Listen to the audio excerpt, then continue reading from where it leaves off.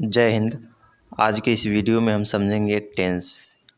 मुख्य रूप से हम समझेंगे टेंस को पहचानते कैसे हैं वो समझेंगे, लेकिन उससे पहले हम टेंस समझ लेते हैं ताकि हमें आगे समझने में परेशानी ना हो।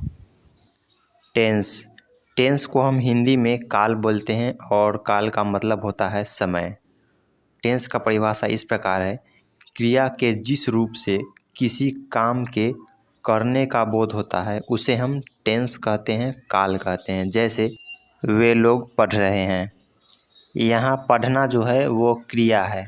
टेंस के परिभाषा में ही कहा गया है, क्रिया के जिस रूप से किसी काम के करने का बोध होता है उसको टेंस बोला जाता है। जैसे में वे लोग पढ़ रहे हैं तो पढ़ना भी एक प्रकार का काम ही हुआ। तो जिस सेंटेंस से आपको पता चले कि काम हो रहा है वो सभी टेंस के अंतर्गत आते हैं। जैसे वे लोग क्रिकेट खेल रहे हैं, मोहन पढ़ना जा रहा है, राहुल किताब पढ़ रहा है, ये सभी टेंस के अंतर्गत ही आता है, क्योंकि इन सभी वाक्यों से पता चलता है कि काम हो रहा है। जैसे वे लोग क्रिकेट खेल रहे हैं, तो क्रिकेट खेलना भी एक प्रकार का काम ही है, क्योंकि इस वाक्य से भी पता चलता है कि कुछ न कुछ काम हो रहा है। तो जिस वाक्य में आपको कम से कम एक क्रिया दिख जाए, समझ लीजिए वो टेंस का ही वाक्य है। जैसे में वे लोग क्रिकेट खेल रहे हैं, तो खेलना जो है वो क्रिया है। ठीक उसी प्रकार मोहन पढ़ना जा रहा है, तो इसमें जाना जो है वो क्रिया है। तो इस वाक्य को भी काम के अंतर्गत ही रखा जाएगा, क्योंकि कोई भी व्यक्ति बिना काम के कहीं नहीं जाता है। राहुल किताब पढ़ रहा है, इस वाक्य में पढ़ना जो है वो क्रिया है, और इस वाक्य से भी पता चलता है कि कोई न कोई काम हो रहा है। अब हम क्रिया समझ लेते हैं, आखिर क्रिया क्या होता है और क्रिया को पहचाना कैसे जाता है, उसके बाद हम आगे का समझेंगे। क्रिया को इंग्लिश में वर्ब बोलते हैं और वर्ब का मतलब होता है क्रिया। नीचे आप बहुत सारे वर्ड देख रहे होंगे, रीड, राइट, कम, गो, पढ़ना, लिखना, आना जाना, और इधर भी कुछ वर्ड हैं जैसे साइकिल चलाना, व्यायाम करना, पत्र लिखना, क्रिकेट खेलना। ये सभी के सभी जो हैं वो वर्ब हैं, अर्थात क्रिया है। अब आप सोच रहे होंगे आखिर हम वर्ब को पहचानेंगे कैसे। तो जिस भी वर्ड मीनिंग के अंत में आपको ना दिख जाए, समझ लीजिए वो वर्ब है। जैसे रीड का मीनिंग होता है पढ़ना, और पढ़ना के अंत में ना है, तो ये वर्ब है। ठीक उसी प्रकार राइट का मीनिंग होता है लिखना, और लिखना के लास्ट में भी ना है, तो ये भी वर्ब है। उसी प्रकार आना के लास्ट में भी ना है, जाना के लास्ट में भी ना है, इधर साइकिल चलाना के लास्ट में भी ना है, व्यायाम करना के लास्ट में भी ना है, पत्र लिखना के लास्ट में भी ना है। तो इस प्रकार जितने सारे वर्ड मीनिंग होते हैं, और यदि उन सभी के अंत में ना लगा हुआ हो तो वो सारे के सारे वर्ब होते हैं। अब हम टेंस के प्रकार समझ लेते हैं, आखिर टेंस कितने प्रकार के होते हैं। क्योंकि चीज़ें जब सीक्वेंस में होती है तो कोई भी चीज़ हमें अच्छे से समझ में आती है, इसलिए पहले हम इन सभी चीज़ों को समझ लेते हैं। तो टेंस 3 प्रकार के होते हैं। पहला प्रेजेंट टेंस, जिसको हिंदी में हम वर्तमान काल बोलते हैं, और दूसरा पास्ट टेंस, जिसे हिंदी में हम भूतकाल बोलते हैं, और तीसरा फ्यूचर टेंस, जिसे हिंदी में हम भविष्य काल बोलते हैं। अब हम प्रेजेंट टेंस का परिभाषा भी समझ लेते हैं, क्योंकि बिना परिभाषा समझे हम टेंस को पहचान ही नहीं पाएंगे। प्रेजेंट टेंस अर्थात वर्तमान काल का परिभाषा इस प्रकार है। वर्तमान का मतलब होता है अभी।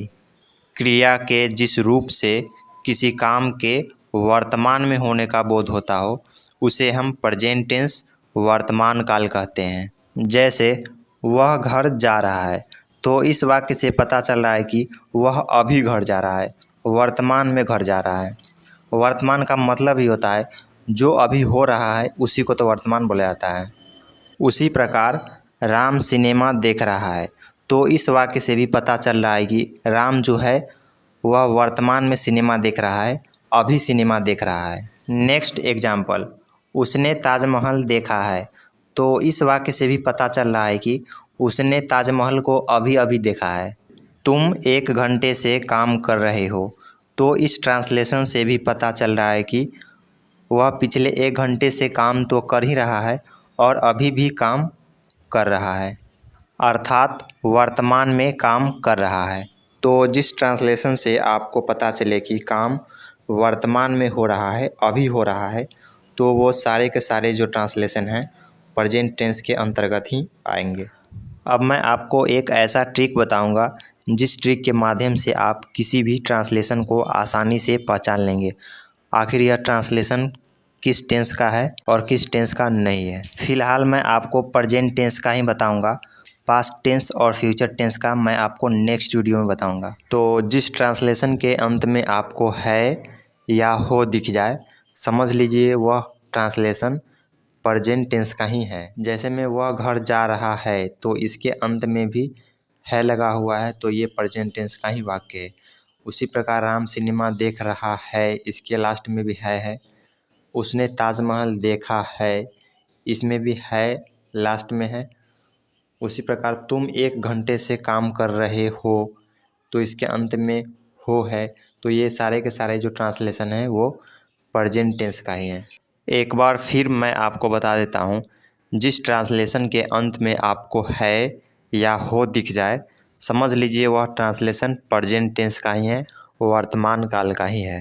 अब हम प्रेजेंट टेंस के भेद को भी समझ लेते हैं। आखिर प्रेजेंट टेंस के कितने भेद होते हैं और उन सभी भेदों में जितने भी प्रकार के ट्रांसलेशन होते हैं उन सभी को हम ट्रिक के माध्यम से पहचानना सीखेंगे। तो प्रेजेंट टेंस के 4 भेद होते हैं। पहला प्रेजेंट इंडेफिनिट टेंस, दूसरा प्रेजेंट इम्परफेक्ट टेंस, तीसरा प्रेजेंट परफेक्ट टेंस और चौथा present perfect continuous tense.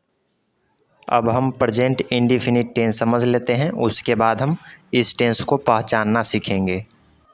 Present indefinite tense जिस हिंदी क्रिया के अंत में ता है, ती है, ते हैं, ते हो इत्यादि लगा हो, उसे हम प्रेजेंट इंडेफिनिट टेंस के अंतर्गत समझेंगे। जैसे वह किताब पढ़ता है, तो इसके अंत में ता है लगा हुआ है। उसी प्रकार राम जाता है, तो इसके लास्ट में भी ता है लगा हुआ है। वे लोग पत्र लिखते हैं, इसके लास्ट में भी ते हैं लगा हुआ है। उसी प्रकार तुम स्कूल जाती हो, तो इसके लास्ट में भी ती हो लगा हुआ है। तो जिस भी क्रिया के अंत में ता है, ती है, ते हो ये सभी लगा होता है, वो सारे के सारे जो ट्रांसलेशन होते हैं वो प्रेजेंट इंडेफिनिट टेंस का ही होते हैं। एक बार फिर मैं आपको बता देता हूँ, जिस ट्रांसलेशन के अंत में आपको ता है, ती है, ते हैं, ते हो इत्यादि लगा हो, वो सभी के सभी ट्रांसलेशन प्रेजेंट इंडेफिनिट टेंस के अंतर्गत ही आते हैं। अब हम प्रेजेंट इम्परफेक्ट टेंस समझ लेते हैं। जिस हिंदी क्रिया के अंत में रहा है, रही है, रहे हैं, रहे हो इत्यादि लगा हो, उसे हम प्रेजेंट इम्परफेक्ट टेंस के अंतर्गत समझेंगे। जैसे वह सिनेमा देख रहा है, तो इस ट्रांसलेशन के अंत में रहा है लगा हुआ है। उसी प्रकार तुम काम कर रहे हो, तो इस ट्रांसलेशन के लास्ट में भी रहे हो लगा हुआ है। उसी प्रकार नेक्स्ट है वे लोग साइकिल चला रहे हैं, तो इस ट्रांसलेशन के भी लास्ट में रहे हैं लगा हुआ है। उसी प्रकार राम खेल रहा है, तो इस ट्रांसलेशन के भी लास्ट में रहा है लगा हुआ है।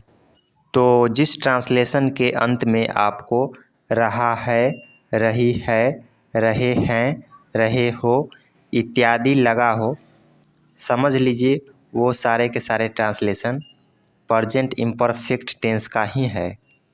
अब हम प्रेजेंट परफेक्ट टेंस समझ लेते हैं। जिस हिंदी क्रिया के अंत में चुका है, चुकी है, चुके हैं, चुके हो या आ है, ई है, ए हैं, ए हो इत्यादि लगा हो, उसे हम प्रेजेंट परफेक्ट टेंस समझेंगे। जैसे वह जा चुका है, तो इस ट्रांसलेशन के अंत में चुका है लगा हुआ है। उसी प्रकार मैं स्टेशन पहुंच चुका हूं, तो इसके लास्ट में भी चुका हूं लगा हुआ है। अब हम जिस ट्रांसलेशन के अंत में आ है, ई है, ए है, ए हो लगा हुआ है, वो ट्रांसलेशन समझ लेते हैं। जैसे उसने ताजमहल देखा है, तो इस ट्रांसलेशन के अंत में आपको आ है। खा जो है वो आ से मिलकर बना हुआ है। अगर आपने संधि विच्छेद और वर्ण विच्छेद पढ़ा होगा तो आपको पता होगा खा में आ लगा हुआ है। अब हम नेक्स्ट एग्जाम्पल समझते हैं। वह राजस्थान गई है। इस ट्रांसलेशन के अंत में ई है लगा हुआ है। इसमें तो आपको स्पष्ट रूप से दिख रहा होगा, लास्ट में ई है। उसी प्रकार हम लोग वहाँ गए हैं, तो इस ट्रांसलेशन के अंत में भी ए है लगा हुआ है। उसी प्रकार तुम लोग दिल्ली गए हो, तो इसके लास्ट में भी ए हो लगा हुआ है। तो जिस ट्रांसलेशन के अंत में आपको चुका है, चुकी है, चुके हैं, चुके हो या फिर आ है, ई है, ए हैं, ए हो इत्यादि लगा हो, वे सभी ट्रांसलेशन प्रेजेंट परफेक्ट टेंस का ही होते हैं। अब हम last present perfect continuous tense समझ लेते हैं। जिस हिंदी क्रिया के अंत में ता रहा है, ती रही है, ते रहे हैं, ते रहे हो इत्यादि लगा हो, उसे हम प्रेजेंट परफेक्ट कंटिन्यूअस टेंस समझेंगे। जैसे वह पढ़ता रहा है, तो इस ट्रांसलेशन के लास्ट में ता रहा है लगा हुआ है। उसी प्रकार वह गाना गाती रही है, तो इसके लास्ट में भी ती रही है लगा हुआ है। उसी प्रकार आप लोग 2 दिनों से काम करते रहे हैं, तो इस ट्रांसलेशन के भी लास्ट में ते रहे हैं लगा हुआ है। नेक्स्ट, तुम 2 वर्षों से परीक्षा की तैयारी करते रहे हो, तो इस ट्रांसलेशन के लास्ट में ते रहे हो लगा हुआ है। इस प्रकार जिस भी ट्रांसलेशन के लास्ट में आपको ता रहा है, ती रही है, ते रहे हैं, ते रहे हो इत्यादि लगा हो, वो सभी translation present perfect continuous tense के ही होते हैं। तो इस वीडियो में मैं आपको प्रेजेंट टेंस कम्प्लीटली बता दिया हूँ और पास्ट टेंस तथा फ्यूचर टेंस मैं आपको नेक्स्ट वीडियो में बताऊँगा। तब तक के लिए जय हिंद, वंदे मातरम।